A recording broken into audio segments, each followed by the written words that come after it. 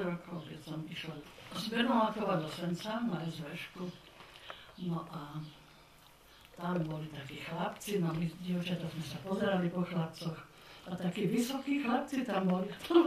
Jožka Skalného brat, Dušan, a potom Ivan Cani a takýto. No medzi nimi pobehoval aj ešte jeden. No naraz k nám prišiel na fyziku. A to bol Ivan, otec Ivan. No takže tak som sa s ním poznala. Potom sme boli...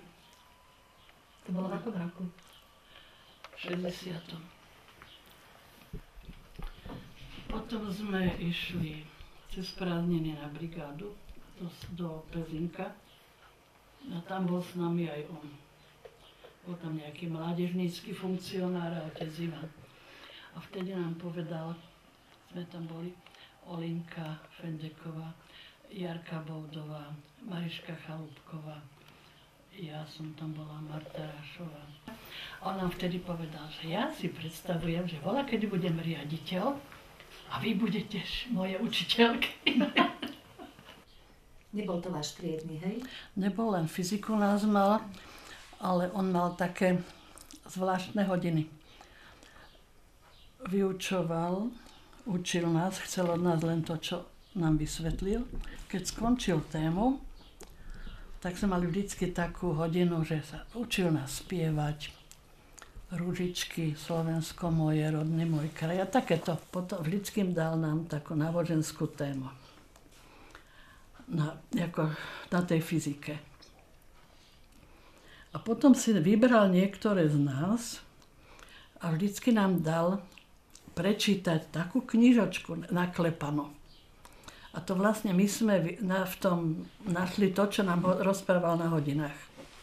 A to boli začiatky CKPčiek. Takže on na tej hodine, keď sa ako skončila téma, tak tam vždycky rozprával a to malo taký súvis. No. Tak ako CKPčky majú. Tak ale vždycky to dal potom prečítať, že či sme to pochopili. Ako vysvetľoval? Jednoducho.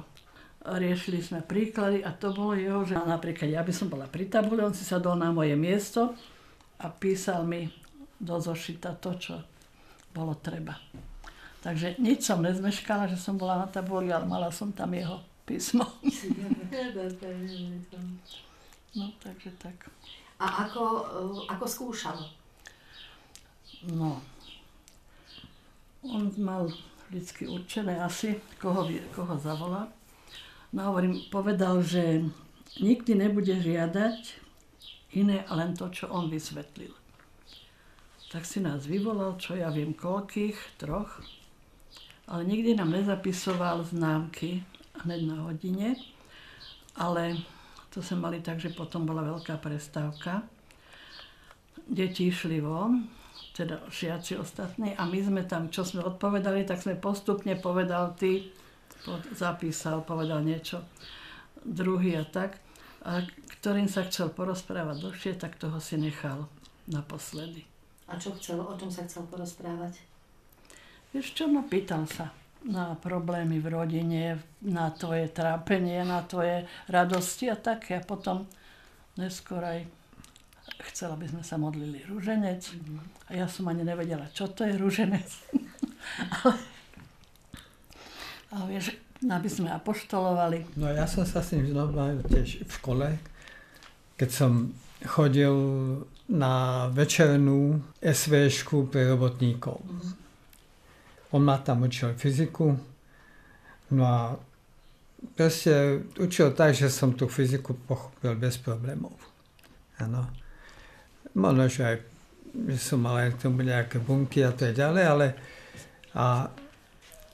on sa tak so mnou dal do kontaktu, pozval ma k sebe, tedy býval u Knapových a tiež mi tam začal mi vysvetľovať proste CKPčku, prvý diel a tak ďalej, dôkaz existencie Božej, jednotlivé časti a tak ďalej k tomu. No a potom sme sa už začali tak častejšie stretávať. Keď som maturoval, tak tiež ma nahovoril, že aby som išiel na vysokú školu. Predtým som o tom vôbec neuvažoval nejako. No a tiež mi odporúčil ako pedagogickú školu a proste boli sme potom už tak, dá sa povedať, že častejšie v kontakte. Ja som síce býval v Bratislave na internáte, ale pravidelne som chodil k nemu. Ano. Ináč hneď ma tam odporúčil Juklovi a Silvovi. On sa tedy staral o vysokoškolákov a tak ďalej, takže potom s tými som mal dosť časté kontakty. Dá sa povedať, že potom sme sa my vlastne častejšie kontaktovali s Ivanom. Postupne mi vysvetľoval jednotlivé časti tejto CKPčky. No, hovorím, vďaka nemu som sa vlastne dostal na vysokú školu a som tú vysokú školu skončil. Vždycky mi tak hovorí, že aby som sa netrápil, povedzme, keď nebudem niečo vedieť, alebo keď budem mať nejaké problémy na skúškach, že aby som robil všetko, čo budem môcť, a že Pán Boh mi potom pomôže. No a skutočne, že som cítil tú Božiu pomoc, že som prijal jeho slova, áno, aby som sa proste spoľahol na Božiu pomoc. Po skončení školy, lepšie povedané, ešte predtým skončím školy, som sa oženil, som si tú matušku zobral za manželku a odtedy sme boli už ako rodina spolu v kontakte. Vtedy sme bývali na školskej vedľa gymnázia. V Senci? No. Aha. V Senci vedľa gymnázia sme bývali, áno. Môžem skočiť do toho? Jasne, že keď mala Tinka voľnú hodinu, Podolská teraz, tak dobehla k nám a u nás klepala CKPčky. Dobre. No a okrem toho, to som snad mal povedať skôr, súbežne s tým, ako nám vysvetľoval tieto CKPčka, ako Martuška povedala, na nich ich skúšal. Že jak to chápali a tak ďalej, či to je proste pochopiteľné to, čo povedal. Ano. A potom postupne si získaval tých, ktorí vedeli trošku písať na stroji. Získal si skutočne dosť šikovných písateľov. Vtedy to bolo tak, že na jednom písacom stroji sa naklepávalo 8 týchto kópií. Na leteckom papieri. A úžasné bolo to, že on to všetko dával ako potom zväzovať a všetko to financoval. Ano. Všetko to financoval. Našiel si takého knihviazača, ktorý mu to za peniaze urobil. Ano. A postupne tieto knihy rozdával na čítanie. Jarko, a tá idea, ako vznikla? Že vlastne on najprv prednášal a potom to napísal, alebo mal už nejakú jasnú predstavu, že čo napíšem a čo budem prednášať, lebo to veriť či neveriť, to má vnútornú jasnú štruktúru a logiku, hej? Zrejme videl, že je potrebné, aby niečo takého vzniklo. Ano. Lebo v tej dobe, pravda, náboženská literatúra nebola. Najmä takto detailne. Áno. Že skutočne pochopil, že treba začať, poďme od toho začiatku, dôkazu Božej existencie. Áno. No a potom postupne písal jednotlivé diely, ktoré sa týkali života pána Ježiša, potom cirkvi a tak ďalej. Aký bol Ivan podľa vás človek? No, mne bol otcom, mamou a aj bratom. Čo si takže si vedel byť najviac prísny, dôsledný, požadovačný, čo nám to teda vždycky len pre naše dobro to bolo. A nikdy, teda keď sme ho neposlúchli, alebo aspoň, že neposlúchneme, tak sa nám to vypomstilo. Alebo takže videli sme, že treba poslúchať, lebo to, čo nám on povedal, bolo vždy tak, hovorím, Božia vôle. No, ja som sa s ním oznámil už vtedy, keď som bol akože starší, po vojenčine a tak ďalej.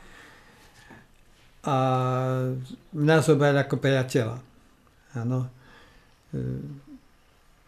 Tým, že prakticky som sa s ním stretal na týchto stretnutiach, keď mi vysvetloval a tak ďalej, tak už potom, keď bolo treba niečo a tak ďalej, tak som s ním akože spolupracoval. Ale bolo to taká záležitosť, že poďme niekde odviesť. Ja som mal tedy túto motorku, áno. Buď to som ho ja viezol, alebo potom neskôršie som mu tú motorku dal k dispozícii. Takže on sa potom mohol na tom voziť, ale si pamätám, pravda, tie začiatky. On chodieval s mladými zožiakmi, chodieval na výlet na dobrú vodu. Vždycky na bicykli. No a potom neskôršie ja som mal najprv pioniera, tak potom chodil na tom pionieri. My sme išli na bicykli a on hore-dole sprevádzal, ale auta. Ja si aj nepamätám, že by bolo nejaké auto išlo vtedy. Prečo dobrá voda? Neviem, to mal on proste taký cieľ, že tam častejšie chodieval s nimi. Neďaleko mal odtiaľ možnosť ísť na Bradlo.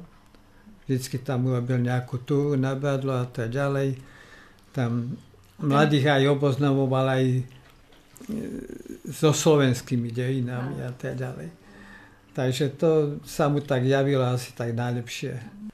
Kým bol ako v Senci, tak chodil s tým žiakmi, poďme takto na výlete. Ale potom už si získal, pravda, viacej, dá sa povedať, tejto mládeže ľudí a začal robiť duchovné cvičenia. To vám poviem. Olinka Fenteková došla za mnou. Kto ste ju poznali, tak viete, že bola také šidlo, učila telocvik a ona bola šidlo na šidlo. A hovorí, vieš čo, je možné ísť na duchovné cvičenia, ale to by pre teba nebolo. Tam musíš byť 3 dní ticho. Nesmieš nič povedať. A ja hovorím, no keď to ty vydržíš. Tak to boli prvé duchovné cvičenia to bolo na Bukovej. Proste na toľkých miestach on robil ako tieto duchovné cvičenia a vždycky mal so sebou 25 až 30 detí. Už to boli bývalí žiaci, tých, ktorí si ako získal a tak ďalej. A no keď sme boli na Bukovej, to bola taká chatka, čo ja viem, by som povedal, 6x6 metrov. Áno. Ale v jednej izbe sme tam ležali 15. Tam boli poschodové takto 4 postele, či 2 poschodové z druhej strany. Tam sa len prešlo.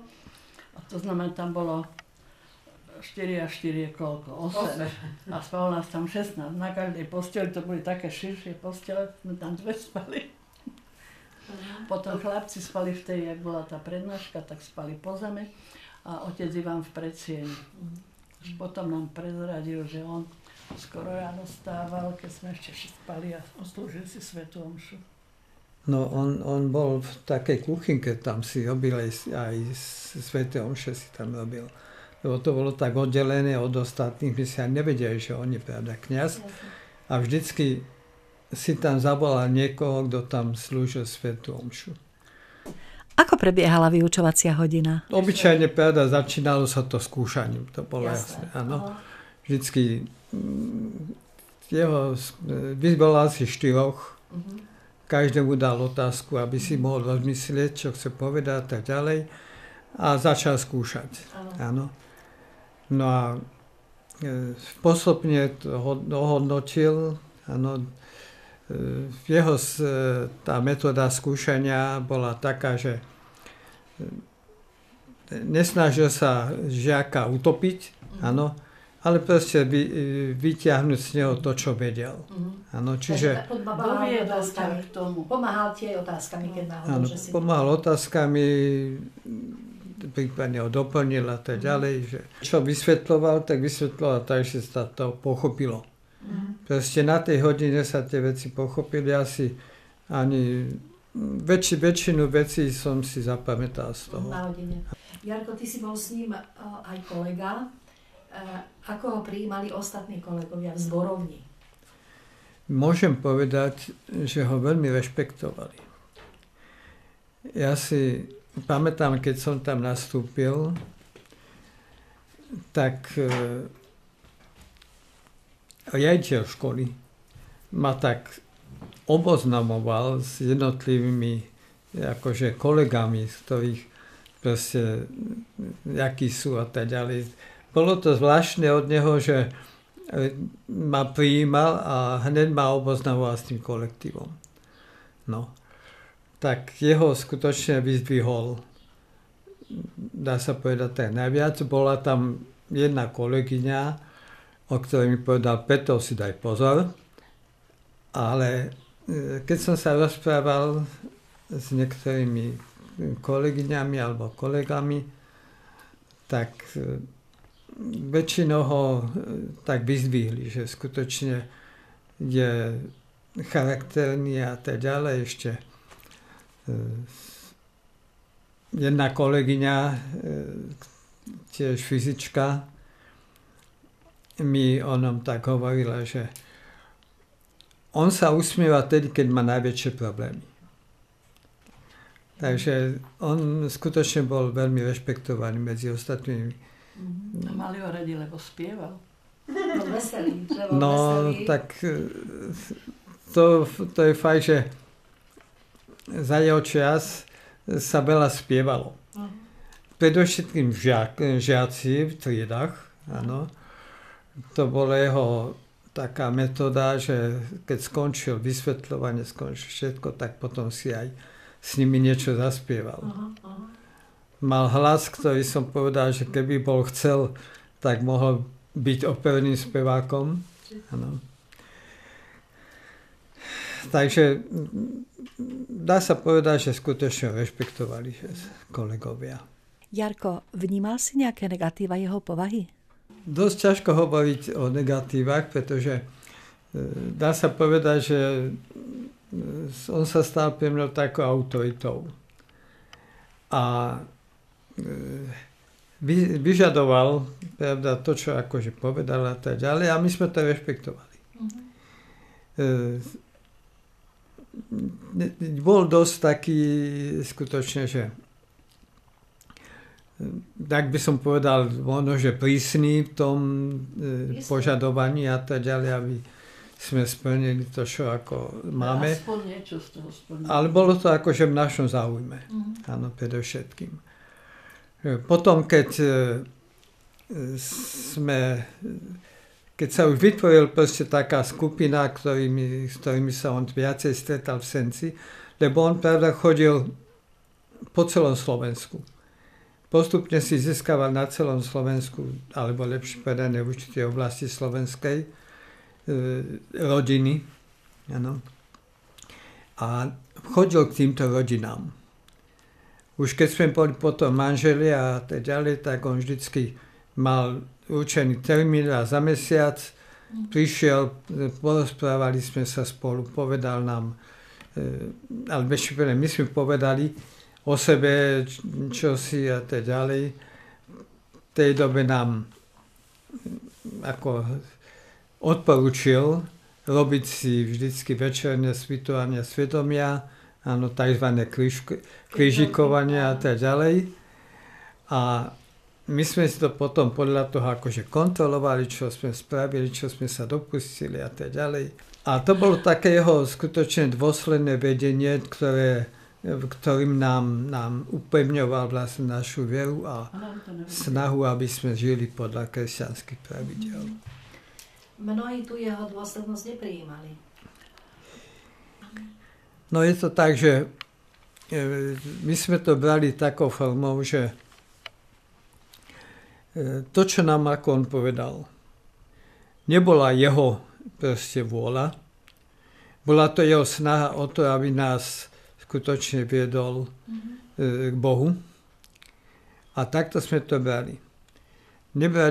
Bolo to síce niekedy akože také akože prísne a tak ďalej, ale cítili sme, že to nie je to, aby on sa presadzoval, ale aby nás skutočne viedol k Pánu Bohu. Jarko, ešte si pamätám, v Senci boli, sa vždy prechádzali po chodbe.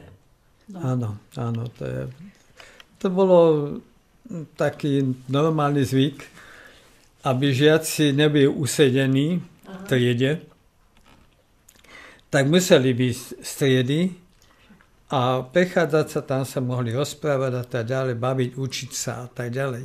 Áno. A podľa môjho názoru to bolo, však nakoniec sa to tak využí, tak robí aj na druhých školách, že proste museli sa venovať vzájomne, mohli sa porozprávať, proste to, čo mali nejaké problémy vzájomné.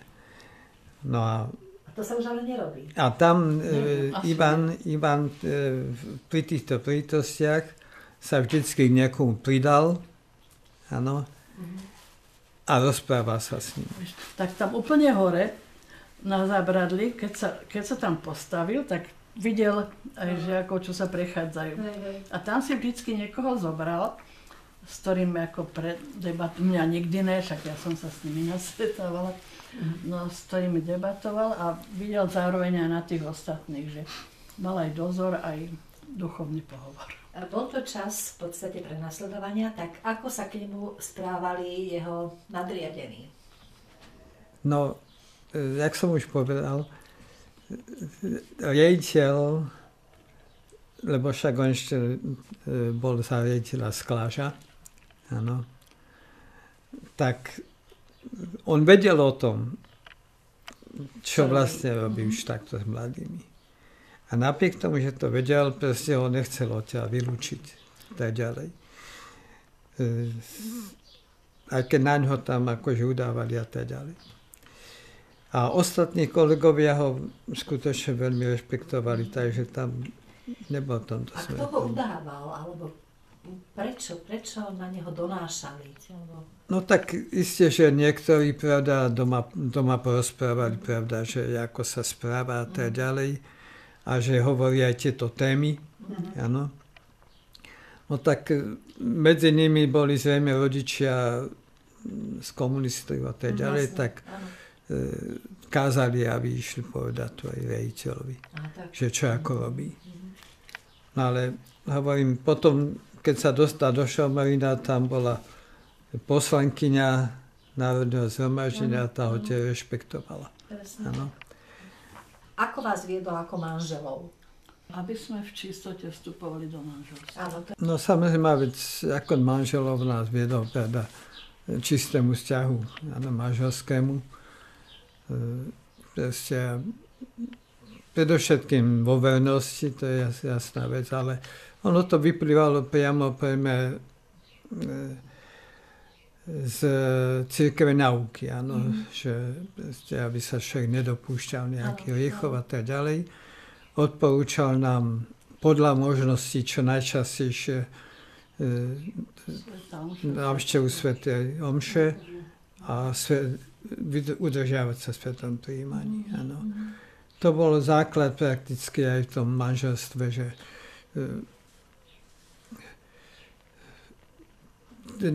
keď sme mali nejaké problémy a tak ďalej, tak nám radili, akým spôsobom, pravda, vždycky nám odporúčal, aby sme nezaspávali. S vyriešenými vzťahmi? No, zážitky s ním boli vždy, najmä keď boli sme, vidíte, aj v Obratnej sme boli na tomto, ešte aj tam nejaká fotka s týmto mladými a tak ďalej a vždycky s ním sa urobila nejaká túra poriadnu a tak ďalej, keď sa vylezlo hore, potom on začal spievať. To boli najkrajšie zážitky skutočne. Že on vnášal ten optimizmus do nás a dá sa povedať, že práve tým jeho vplyvom mnohí ľudia si zachovali vieru. Obnovili, áno, a zachovali si vieru. A to je, môžem povedať, že jeho pôsobenie v veľkej časti Slovenska zanechalo mnoho veriacich rodín. Áno, mnoho veriacich rodín.